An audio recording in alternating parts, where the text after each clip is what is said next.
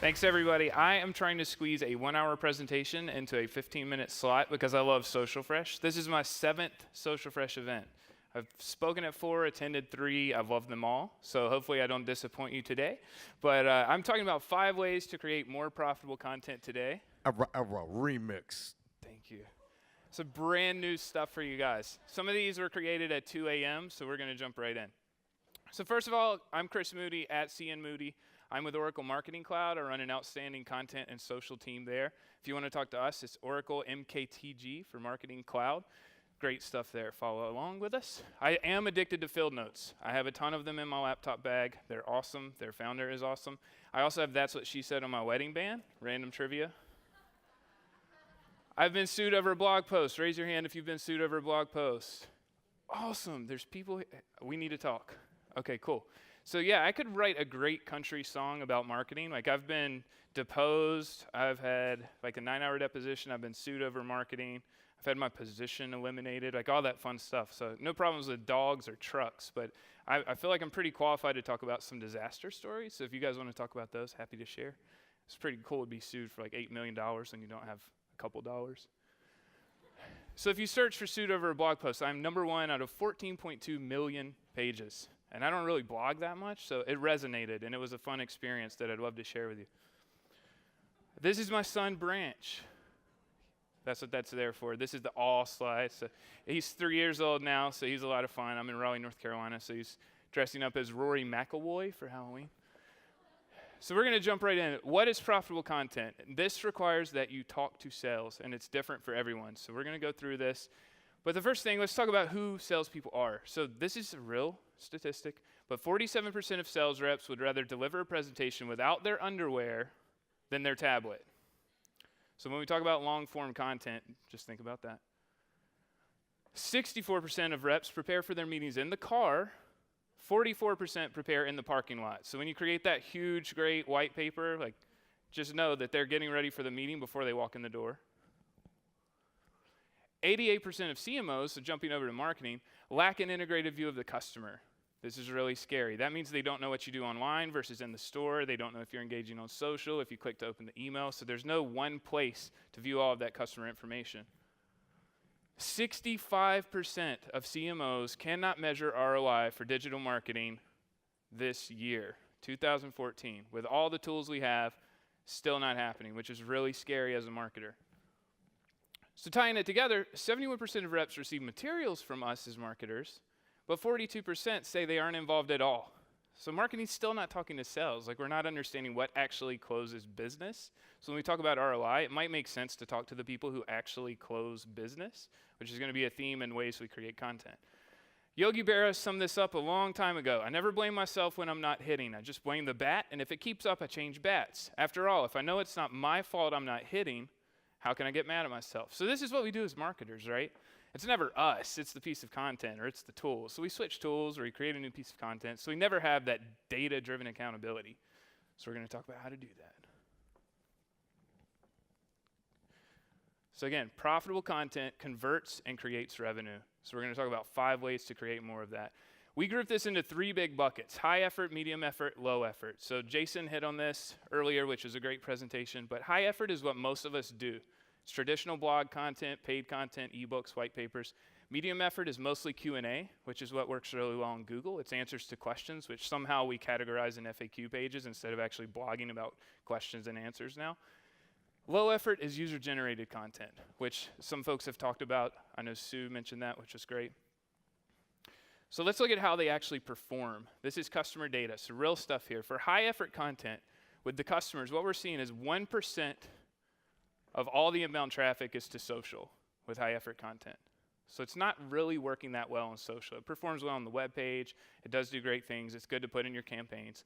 Medium effort, 1% again. Low effort jumps to 21%. So user-generated content. These are similar situation stories, people like you, problems like you, and how they solve them. Now looking at conversions, so going from a lead to an actual customer. High effort, we're seeing about 3.7%, which is really good. Industry benchmark 1.6, 1.8, so this is doing well. Medium effort jumps to 5.6, so Q&A content. That's working. You want the answer to a question, you trust them, you buy from them. But then user-generated content, 13.5% of those leads convert. And this is relatively easy as long as you can harness the user, right? It's not something you spend a lot of time creating. It doesn't cost a lot of money. So it's a quantity play. Some Jay Bear guy has this great quote: "You are competing against your customers' closest friends and family." So when you share something to Facebook, it's against their friends and family. It's not against your competitors. It's their mom, it's their brother, it's their sister, it's other people sharing content. My favorite example of this is someone I went to high school with. I'm not supposed to say her name, but it starts with an A, rhymes with Amanda. It says, "To all my Facebook friends, I have taken some time off Facebook because I wanted to focus on my new house and family, but sadly I can't because I've been unfaithful in my marriage for almost a year now with a guy named," I blocked out his name this presentation, I didn't last one, sorry. "I lied so much to blank and my family, and tonight I decided to leave my husband and my family for the new guy. Yes, he is way younger and doesn't want kids," she has 3 kids, "but who cares? I want to be free of the stress of marriage and kids and start over. So sorry." This is between 2 brand white papers on my news feed. So I'm asking you as marketers, am I gonna download your white paper or read Jerry Springer? So this is real, like this is what we're competing against. So jumping in, how do we actually take this and use it in our advantage? Number 1, brainstorm with your entire staff on questions they hear every day. Marcus Sheridan says they ask, you answer. That's what he calls this. And you don't have to be a big, huge company to do this. This example is from Des Williams with the lighting and landscaping company. He sat down in less than an hour, came up with over 70 questions, right? You just think of things you have to answer, stuff people want to know. You turn that into a blog post, do 1 a week, you've got a year's worth of content right there. You don't have to be the companies that do 30 posts a day, right? That's really hard to do. Interview your colleagues and partners. So similar to the questions, actually talk to the people you work with. They're on the phone every day. Like salespeople, they know the questions, they're answering them, and most of the time they don't have material to support it. So you get a lot of different answers, and then as marketers, we blame sales for that, but we're not really communicating back and forth. One way we did this, we talked to all the folks at Compendium before we were acquired by Oracle. We had a list of questions. We assigned them to individuals. They got to pick. It was on a whiteboard, real old-fashioned. We brought in a video crew for 2 hours. We paid for 2 hours of time. We all walked up, answered it in less than 3 minutes. Then we had videos for YouTube and Vimeo and put them in blog posts. They rank well on social. This was not complicated. It took 2 hours of time pretty much. But everyone can do that. You have expertise in your company. And this eliminates the fear of the blinking cursor. So if you tell someone to write a post for you, we've all seen this as marketers, you send them an email, you're like, hey, write a post about your expertise. Never happens. That does not work.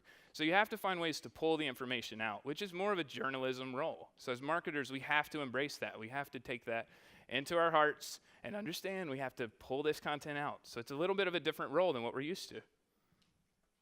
Host your first company blogathon. This one is borrowed from Marcus Sheridan as well. A man named Kirk Drake runs ongoing operations, and they brainstormed every single question. So step 1, they went through, brainstormed them all.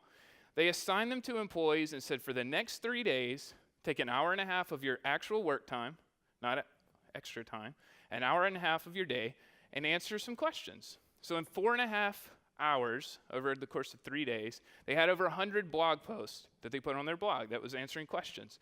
So let's use some actual data. That generated $500,000 to $1 million in revenue in year 1.